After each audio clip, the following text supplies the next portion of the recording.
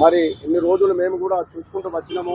చలో ఇవాళ చేస్తారు, రేపు చేస్తారు, ఎల్లుండి చేస్తారు, ఏదో ఒక రోజు మాకు న్యాయం జరుగుతుందని చెప్పి అనుకున్నాము.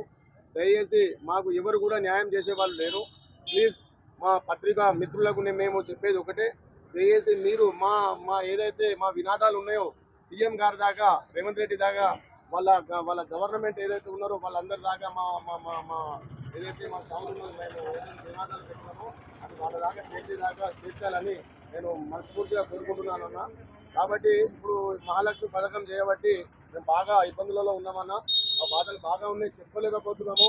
ఇంటి సమస్యలు కానీ, బయట సమస్యలు కానీ, ఊరేసుకుడు కానీ, విషాలు దాగుడు కానీ, ఇట్లాంటి ఎన్నో ఉన్నాయి.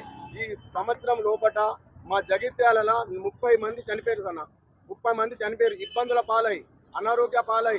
ఇవ్వలు వాళ్ళకు అసలు ఎలాంటి మాకు ఏ ఇన్సూరెన్సులు లేవు, ఏ పథకాలు లేవు, ఏ హామీలు లేవు.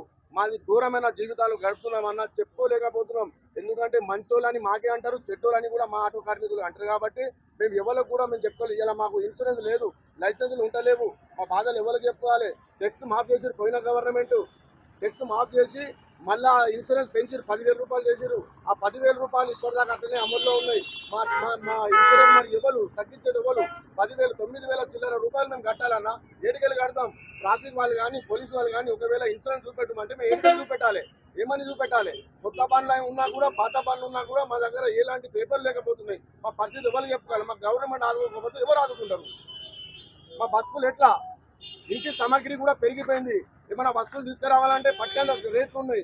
ఎవరు చెప్పుకోవాలన్నా, ఎవరు చెప్పుకోవాలి? ఎవరు వింటారు బాధలు? మా గరీబులు బాధలు ఎవరు వింటలేరు.